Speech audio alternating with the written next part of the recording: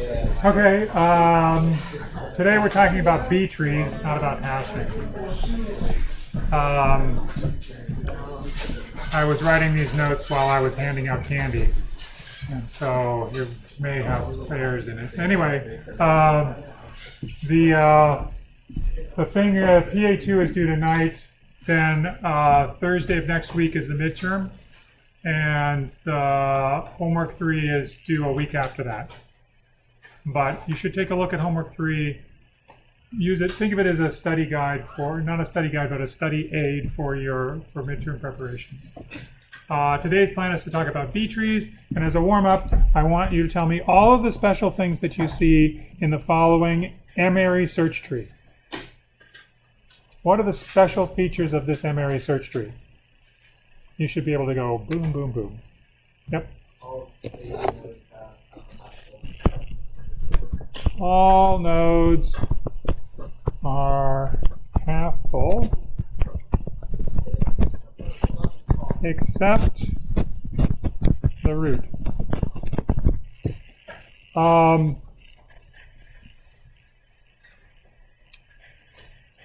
It occurs to me that I never actually told you what an internal node is. Did I not do that? Okay, let's see, this is... Okay, an internal node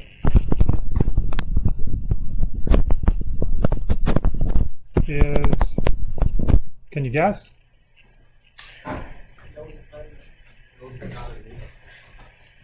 A node that's not a leaf.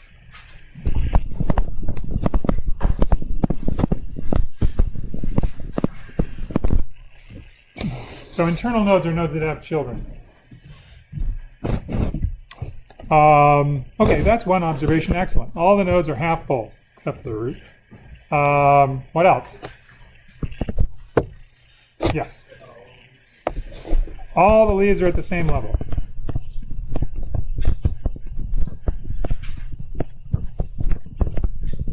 And just to make me happy, what is M for this particular tree? What is this is an M-ary tree, and what is the value of M for this tree? You should be able to tell from my picture. Because every node can contain 4 keys that determine 5 different possible children. They are the split points between children, and so the number of children is 1 more than the number of keys in the node. So I'm going to draw these B trees that we're going to talk about. I'm going to draw them this way. Oh yeah, one thing else I forgot to ask you. Is this blurry? No. Is this a M-ary search tree?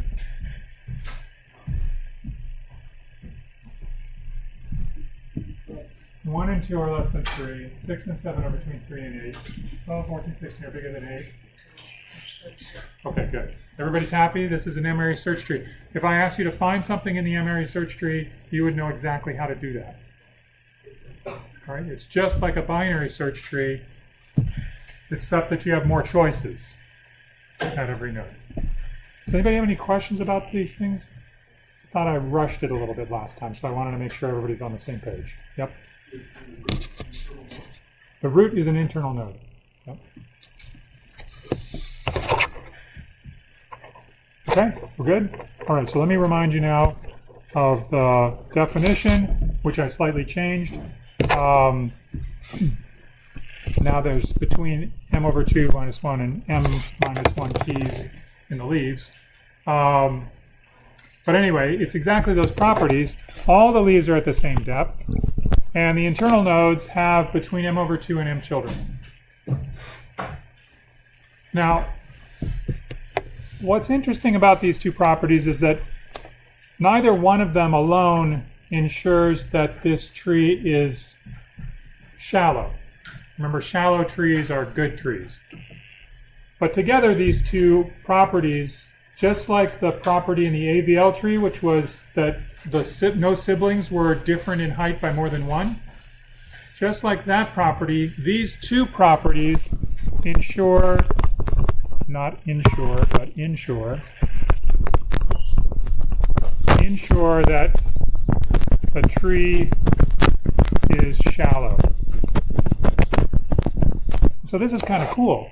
This is like a different way of allowing there to be some imbalance, but not a lot of imbalance. It's not really even imbalance. It's just that there have to be a lot of nodes in one of these trees in order for it to have height h.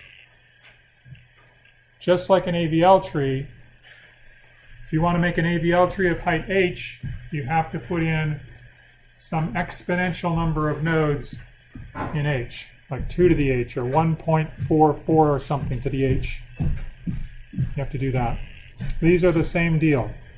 But if I want to put the fewest number of nodes into B trees, then the number of nodes that I have to put in is something like m to the h. Do you remember this when we did this before?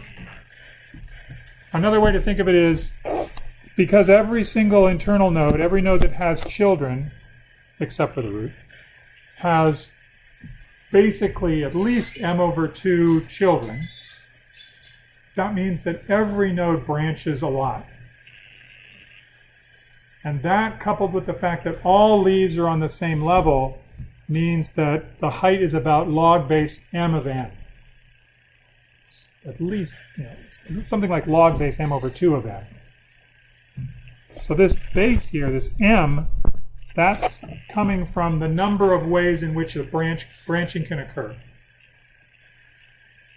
And if I have a tree in which I do this branching for h levels, I get that there have to be a lot of nodes in the tree.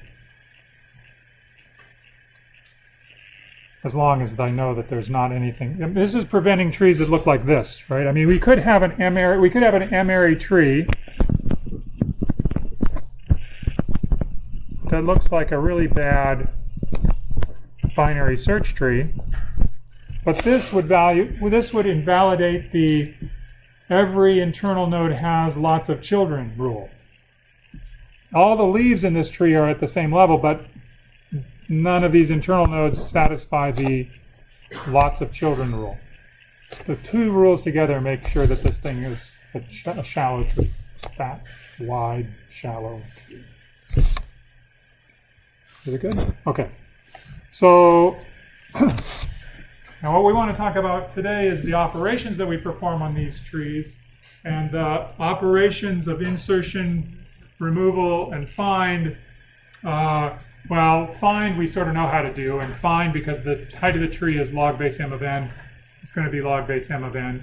But remove and insert, those are the ones that we're going to talk about, because those are interesting. Okay, so I have a question though. M is a constant. Why did I write down theta of log base m of n? M is something like the, we designed M, we chose M so that the node in the M-ary search tree fits in a disk block, like one of those pages of memory that gets paged in off of the disk. That's the size of the node. That way we maximize the amount of information that we have when we perform a seek onto the disk, which is a slow operation, which, we can like take a nap while it's off there trying to find a disk block. So like 30 million instructions later, it comes, or 10 million, it comes back with the information, but we want a lot of information.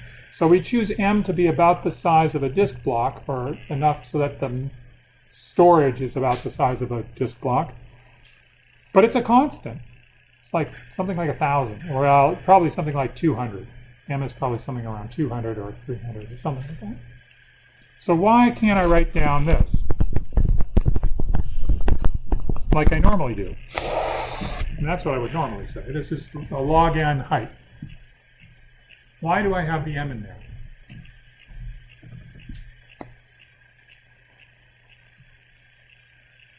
Yeah.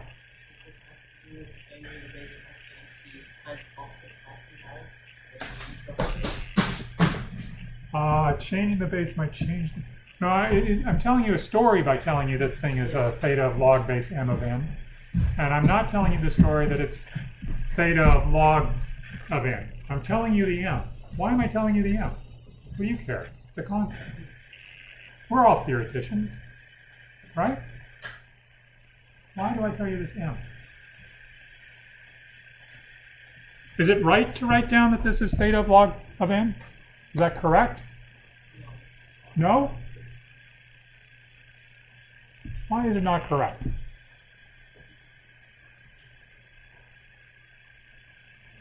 Is it correct?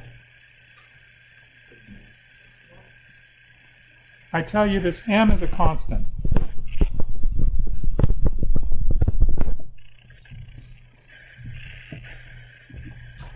It's a big constant. It's something like 200, maybe 300. But it's a constant.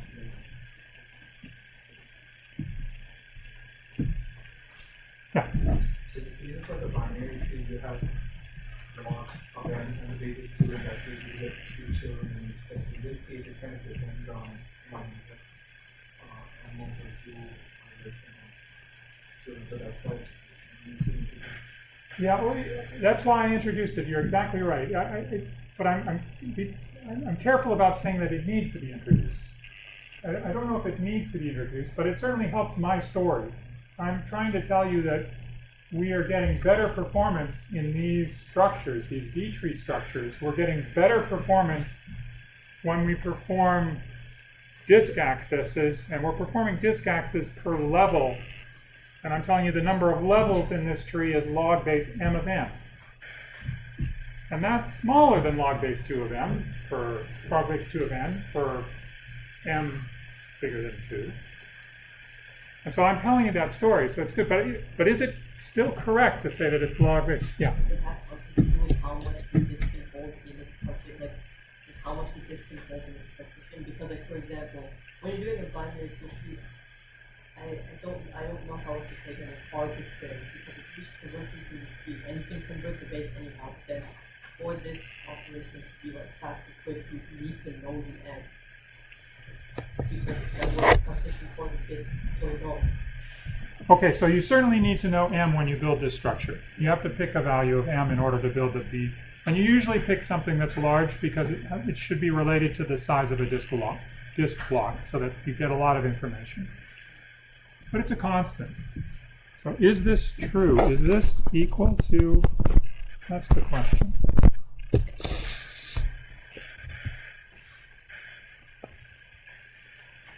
Like a lot of things in this class, it depends on what you think of m being. But I give you a big hint in saying that m is constant. I mean, if m was a parameter, then they are not the same because you're wanting to parameterize the running time by a variable m. But if I tell you I have this variable m and for all intents and purposes it's no more than 300 or something like that, it's a constant. And so this is true.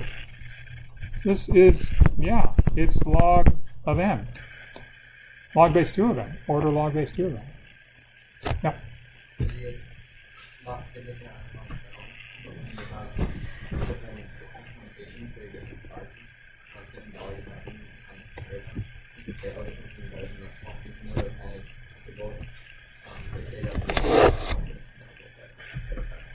Yeah, so if you had larger m's, or some disk systems allowed you to make bigger nodes with more things in them, maybe your trees would turn out to be shallower, but it would be by some constant amount. And you can definitely, but I guess the point is that this whole discussion that we're having about disk accesses is all based on concern for constant factors. Because the cost that we're looking at for a disk access, the reason why we're interested in it is because it's more expensive than a normal CPU operation that we would normally be counting. But the amount by which it's more expensive is only 10 million. Okay, that's kind of big. But in any case, 10 million is still a constant. So the B trees here that we're using for making better data structures to minimize disk accesses, these data structures are not getting you asymptotically better performance than log n, but they are getting you better in terms of that parameter m. If you allow that parameter to grow, then you get fewer disk accesses, but it's still fewer by just a constant factor. Okay? So it's not, we're not stepping out of a different asymptotic realm here. This is the same asymptotics as before.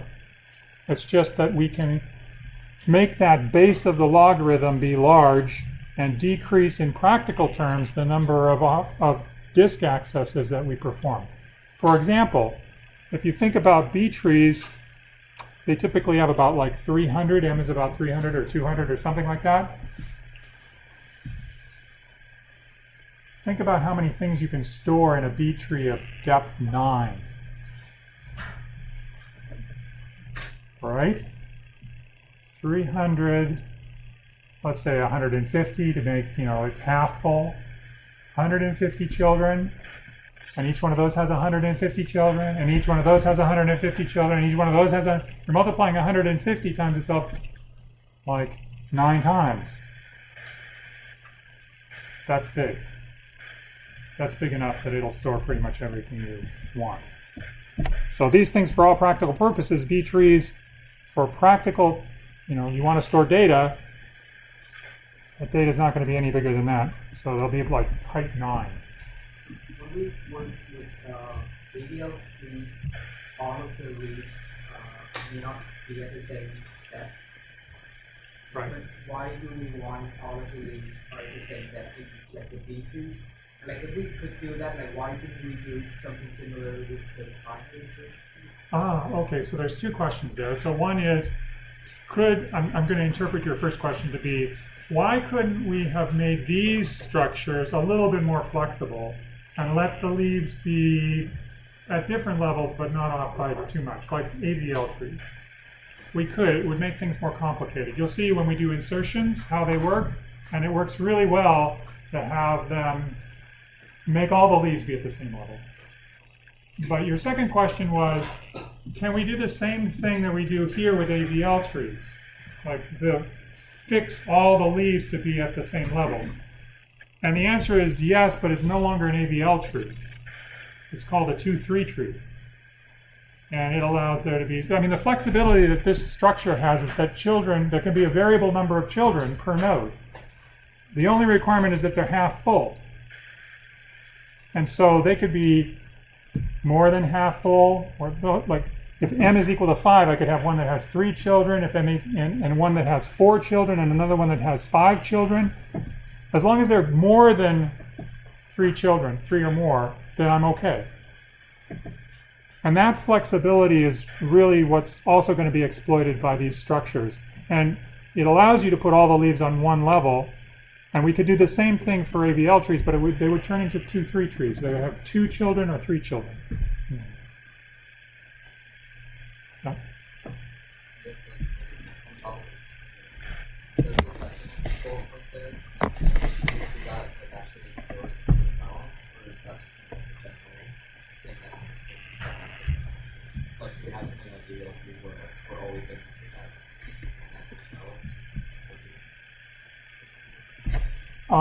This is a great question. The question was, is there something that we're doing to make this tree balanced?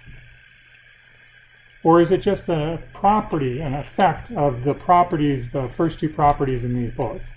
And the answer is it's just the consequence of those first 2 properties, but I claim that that's what we're trying. The ultimate goal is to make a shallow tree. For AVL trees, we did that by insisting that the children were about the same height. So both they were balanced, the 2 were balanced. Here, we're not insisting on balance. What we're insisting on is that everybody's half full at least. And we're saying that every leaf has to be at the same level. And those 2 properties, that's a different way of getting at the same thing. Those 2 properties imply that the tree is shallow, just like AVL trees are shallow, but it's via a different mechanism. Yeah, this is great. Exactly. I want you to think about that. Yeah, isn't this weird? Look, this is how we know how to insert stuff into binary search trees, right? We go and we say, okay, I want to search something like 22. I go in here and I say 22 is bigger than 17. I go over here, it's less than 28. I go down here at 22. 22, I could stick it in there, right? That's okay. not Peter, but Peter, and shove these guys over. And then I could go and do that again with another number like 23. And then I can try to do it again with another number like 24. And then what happens? Yes! This is exactly what I want you to think about. Yeah. Yeah, what do you do if the tree's full? This one. It's all, but what happens when it fills, that one? What happens when it fills up? Yeah. Okay, great. This is exactly what I want you to be thinking about. How does this thing work? We normally would stick a new leaf on the bottom. Right? We would normally, when this fills up, like I put something in here, I'd stick a new leaf down here. And I would add a whole new thing. But I can't do that because then not all the leaves are at the same level. So what do?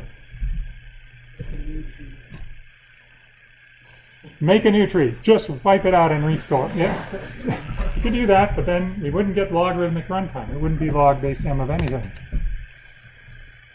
Oh, this is good. So this is exactly what you should be thinking about. I think I have another. You guys know what nodes look like, right? They're like an array of key values, and there's associated data with these keys, like there's some data. And the important point of this slide is that each node may hold a different number of items. They only have to satisfy the property that they're half full. So this is just to tell you that not all nodes in a B tree are going to have the same number of children. That's all that this slide is for. Oh, no, it's not. There's another reason.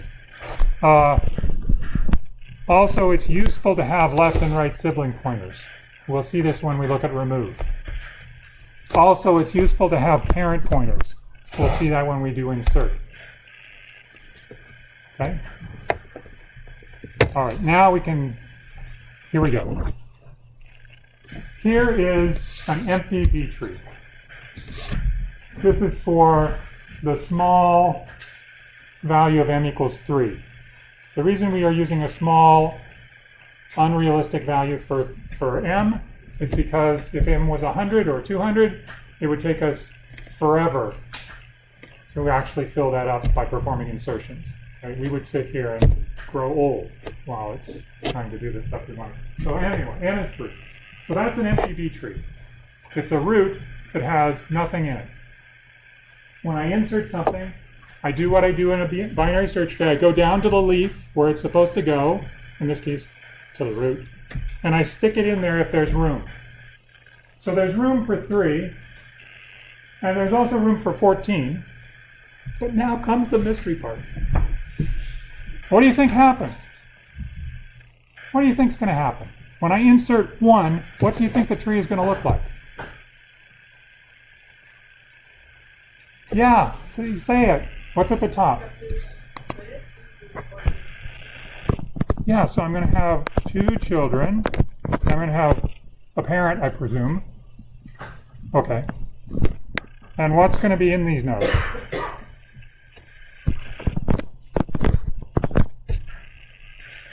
Come on. I just inserted 1. 3 should be the parent. And 1 is over here. And 14 is over here. And the arrows go something like this. Yeah, that's what we do. We get from here, after I perform insert 1, we get somehow magically to here. How does that work? Well, 1 wants to join 3 and 14, but there's not enough room. So what these B trees do is they break. You cram the new thing into that leaf, and it breaks into 2 leaves. It splits. And then you share the contents between the 2 leaves, and now you've got 2 leaves. You need to tell somebody about the 2 leaves. You need to tell the boss, the parent upstairs. You have to tell them about the new nodes and the split value, and so you take the middle key and you promote it to sit in the parent. And that's exactly what we did here. That's exactly what her suggestion was. So let's see that work. Split the leaf, make a new root, and move up the middle key. And now it forms a new search tree, a new B tree. but now everybody's relaxed a little bit more. Right? Not everybody's all crammed together because you've increased the number of nodes by 1. And notice that in the new tree, all the leaves are at the same level. They're at the same depth. Okay, everybody got this? It's a split operation. That's the thing to think about. Yeah.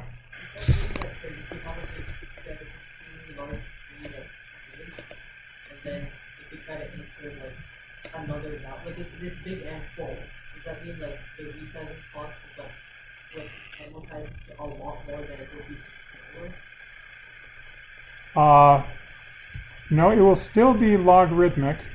It will still be proportional to the height of the tree, because the number of splits that we're going to perform per level is only going to be 1. But it is true that if I went down, I mean, you'll see this next, it's possible that because I split and tell the parent, hey, there's a new split key, take this new split key, the parent says, huh? I'm full. I can't take another key. And it says, I have to split. So it splits, and it calls up to the grandparent, hey, I got a new split key. And the grandparent says, I'm full. And it splits. So it can crack all the way up the tree. But at each level, there's only one split that's occurring. Now, okay, look, we also know that the number of operations to perform this split on a CPU basis is proportional to this M. It's proportional to M. So the actual amount of work that you're going to perform is M times that log, but we're viewing that as being really fast, right? Because that's all done in the CPU. That's not disk access. The part that I'm worried about is disk access because it's so slow. Okay, so let's see. Is this okay? Everybody good? Yeah. No, so typically when you perform the insertion, it doesn't save it to disk immediately. What it does is it's part of the memory management system, right? So it's modified that page, which is currently in memory. It won't page it out until it actually brings something else in to take the place of it. Like it says, I'm bringing something new in, and I decide I'm going to kick out the page that has, and that probably won't happen during the course of 9 page requests, which is what you're going to get if you go up one of these trees. Probably not going to. It might happen, but it probably won't. So typically the paging happens when you go down when you're searching. When you're going into one of these trees, you usually keep the root, and in fact some people say keep the first 2 levels of the tree in main memory. And so then when you go to the next level down that's not in main memory, then it pages in from the disk. And those things get paged in, but then on the way back up when they're split, it doesn't really. I mean, you'll create one new page because of the one split that you performed. But okay, let's go. Here we go. So we're going to do just a few more insertions. So we insert 59, and then we insert, of course, 26. 26 causes this 1459 leaf to split. And what happens is we do exactly what we did before. We tell the parent about the middle key. The middle key is 26. Hey, you need a new split value. It's 26. And the parent takes the 26 and says, no problem, I got room for it. Everything's cool. And it takes it. And now it's all set. It's another B tree. But then we do something evil like insert some more stuff, like 5 and 16. And when that happens, 5 goes into this node in the middle. And 16 wants to go in that node as well. So when 16 goes in, we split. We create 2 copies. Whoa, what are we inserting? Oh, no, I split the wrong one. There we go. We split, and we got 2 copies. And now we promote the middle one up to the top, up to the root, which is 14. And the parent says, I'm full. And so the parent splits. And the parent splits into 3 and 26 on one side, and the middle key gets promoted up to the new parent. The new parent, in this case, is root, the new root of the tree. And so I get a new node that's sitting at the top, and that's the root of the entire tree. Okay? So now I have a test question for you. I use the test question. The test question is, when I create, well, let's see, how do I say this? When I split the root of a tree, what is the degree, the number of children of the new root? When I split a root, so you have to think, this is a case where m is equal to 3, but think of m as being like 200. So half full means there's 100 things, 100 keys in a half full node. So if I exceed 200, I've got 201 keys, and it causes a split that creates one node of size 100, one node of size 100, and then it promotes one thing up to the parent. The parent, let's say it's the root, let's say it already has 200 things in it, it says, I'm full, I can't take another thing. It splits into two, it promotes, it creates a new root. I'm asking, when a new root is created, how many children does it have?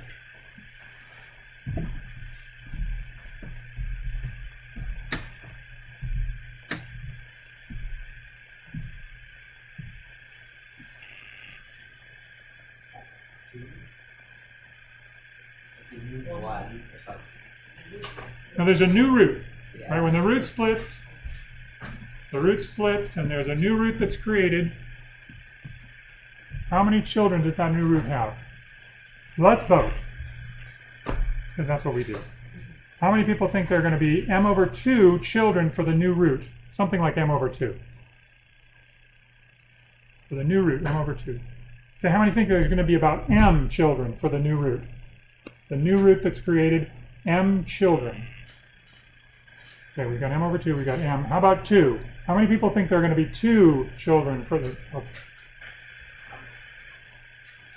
Okay, 2 is correct. Because what happens when I create a new root is exactly what happened here. I had one root previously, and it's split. Split means split into 2. Doesn't matter how many things are in there, they're going to be taking half of them, like 50 of them in one and 50 of them in the other, 100 in one, 100 in the other. There's going to be 2 of them when I split. And so the new root, the one that's created here, is always going to be 2 children. It's always going to have 2 children. Yeah. Oh.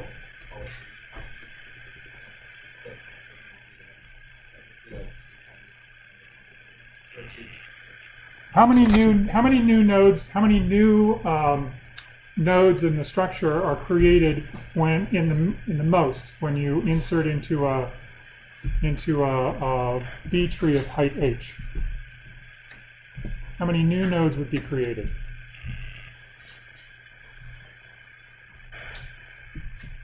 Height h. H?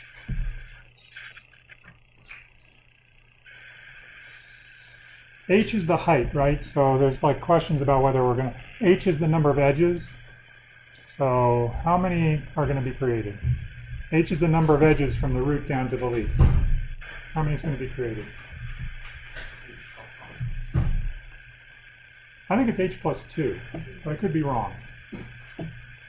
So you go down, you create one per existing level, and there are H plus 1 levels. And then you just split the root, so then you got to create a root, and that's another one up there. So I think it's something like H plus 2. So yeah. So if that was the question, then the answer would be height plus 2. Which is a good question. Everybody got it? This is the code for insertion. It's a while loop.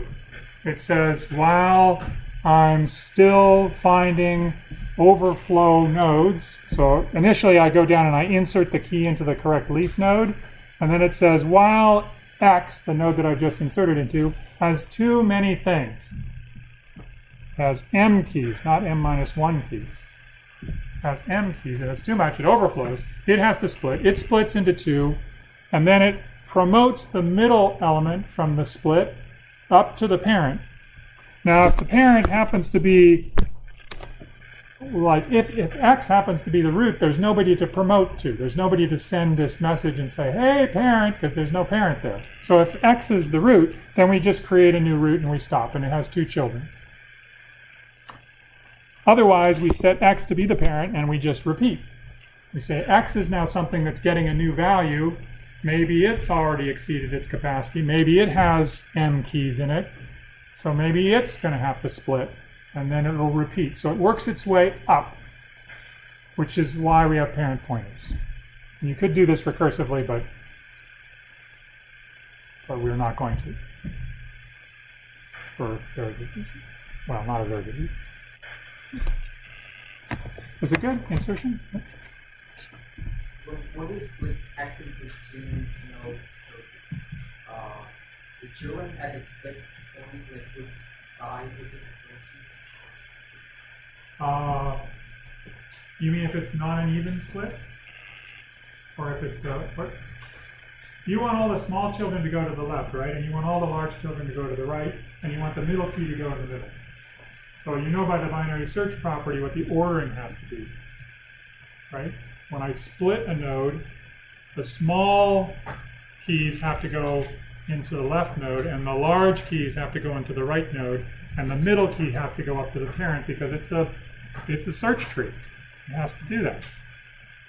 Keys have to separate into small and large. But if you're asking about the plus minus 1, is that what you're asking about? Maybe? No? No. Good, I'm glad you're not, because it's complicated. No, it's not. Yeah.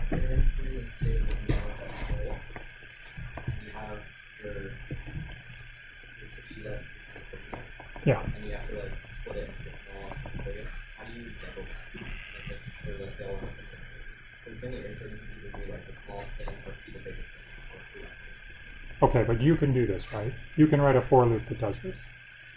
Because all you have to do, you're going to be doing this sequentially in any case, because you're going to have to fill up, you're going to have to move things out of the current node into the new node.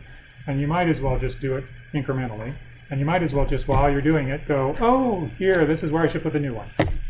And that process, when you'll eventually get to the point where you have half of them into the new node that you've created, then you'll be at the middle key. And you'll just take that one and say, parent, that's the middle key, and you're done. It is a good question to ask whether or not we violate the constraints, right? We have to make sure that all of the nodes still have at least half their allotted number of keys. But because we start with a node that's over full by 1, and we divide the contents of the node into equal sized parts and only promote one thing up to the parent, then we know that the new nodes that we create are going to be half full. I mean, we can go through the floors and ceilings, but I already went through the floors and ceilings, and I'm pretty sure they're right. But it's that idea.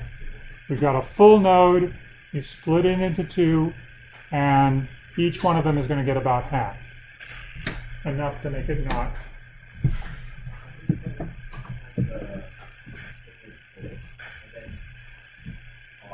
Yeah. Yeah. Well, wait a minute. You can, but what would you do? I'm just curious to know what you would do. The question was, if it's odd and you have to put one on one side and one on the other, what would you do?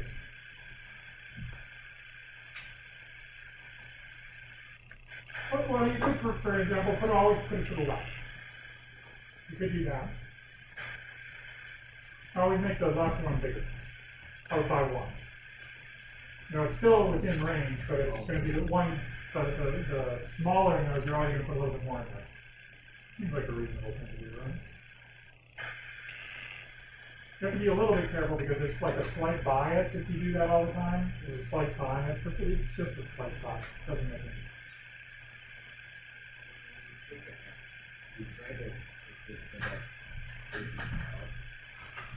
No, I don't think you have to try to get it to be odd. Either work for odd or even values of m. What you're really trying to do is use up all the memory that's in the in the cache block. You want to use that as much as you can. But remember, you've got keys that go in there, you've got pointers that go in there, and you've got data that goes in there, or at least pointers to data that goes in there. So there's using up space. So you won't be able to get 1,000, like if a block is this, kilobyte thing, you're not going to get 1,000, m equals 1,000. You get something that's like n equals 200 or n equals 300 or something like that.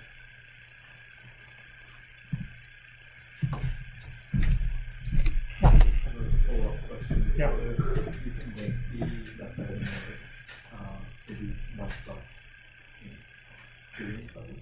What actually determines the size? You mean whether Whether it's going like, for example, you're looking at D3, it's called like D3. So let's say we have like option for that. What would make it such that so that's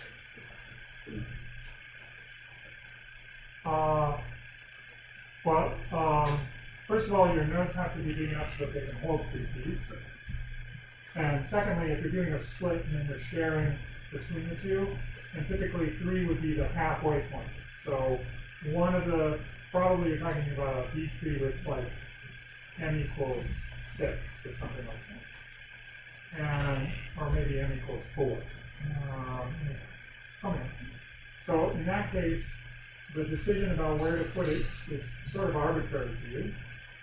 You can pick which one to put the extra one in. But both of them are going to be still satisfying the property that they're at least half full.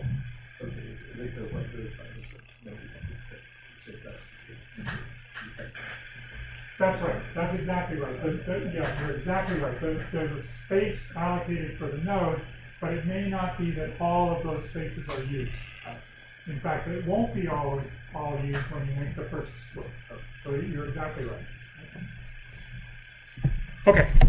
How are we doing? Oh, geez. All right. Remove. So you know how to insert now. It involves splitting. Let me just tell you the story of remove. So remove, you find the node within the tree, just like you do in any old search tree, an M-ary search tree. You find the node, and then if it happens to be in an internal node, you do the trick that we did before for deleting from a binary search tree. You find the predecessor or the successor value, which you know is down at a leaf, and you swap. So now the thing that you're removing is down at a leaf, and so you only have to consider removal from a leaf. Is everybody okay with that? It's just what we did before for the binary search tree deletion. We swapped something down to the, I can't remember if we used successor maybe? Or anyway, we use successor or predecessor. You swap it down there because the successor or the predecessor can take the place of that key as a valid splitter for what remains. Okay? So that's what we did. So now we're down at the bottom. We got a leaf that has a node that we want to remove from it. And what do? Well, this suggests that we look at our siblings and we steal from them. Right? I'm removing a node from a leaf. First of all, if there's no problem, if I can just remove it from the leaf without violating the half full condition, I do that and I'm done. But if that leaf is very close, it's right on the edge of being bad, and when I remove a node, or when I remove a key from it, it becomes bad, then it's looking around. It's looking to its sibling on the left, it's looking to its sibling on the right, and it's going to steal a value from that sibling if it can. And if the sibling is full, or not just full, but more than half full, if it has the ability to give it stuff, then it steals from the sibling. And it takes it from the sibling, but what really happens is it's kind of like a rotation sort of thing. It's like, if I pull the thing from the sibling immediately, that would be bad. Why would it be bad? Let's make a little picture here. Here I am. Here's a really sparse B tree it contains 3, and it contains a 1, and it contains a 6, and I asked to delete 6. And I delete 6, no, there's another one, 2, sorry. I delete 6, and now the node that was previously known as 6 looks around, and it looks and it sees I have a sibling, and that sibling has extra. It's full. I can take one from it. So it steals the 2. Is that a good idea? No, it's not a good idea. So what should it do instead? Yeah, it should do something like a rotate. So what it does is it says, instead, I'm going to take this 2, and I'm going to push it up here, and I'm going to take the 3 from the parent. So this, in fact, will become the 3. This will become a nothing, and this will become a 2. So morally speaking, it's stealing from its sibling, but it actually is a mechanism that actually takes it from the parent. Okay? That's why it needs sibling pointers, or one of the reasons it needs sibling pointers, just so that it can steal.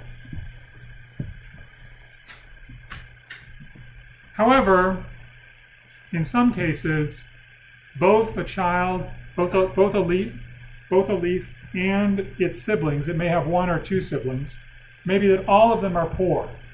They don't have enough keys to allow this node to steal. And if that's the case, I merge with my sibling. Merging is like the opposite of the split that we had in insertion. It says, for example, here, if I now went and did a delete of 3, 3 would look around and say, I can't steal from my sibling because my sibling only has 1 thing in it. So what I'll do instead is I'll merge with my sibling.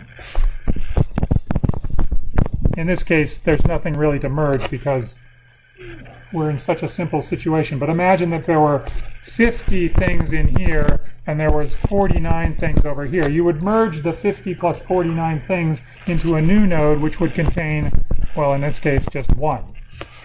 Now these two have been merged together, and we have to tell the parent there is no longer 2 children here, there's just 1. So we yell up to the parent, hey, that old key up there, give it to us. Because it's no longer useful to you, you've only got 1 child. So then the 2 comes down to this new node as well, and now we have a root that has nothing. And so the root is deleted. So this is the opposite of the split that we saw in insert. It's merge. And that happens when siblings can't give you stuff. Yep.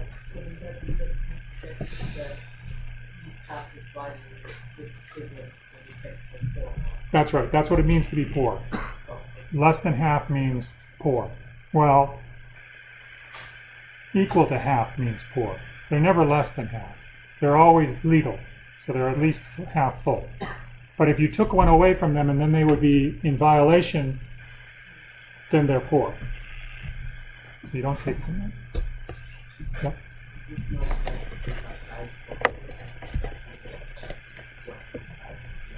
Yes, so every node is going to have a size property, which is either the size of the vector that's being used to store the number of keys, or it has an explicit size parameter that's being checked, but it needs to be accessible.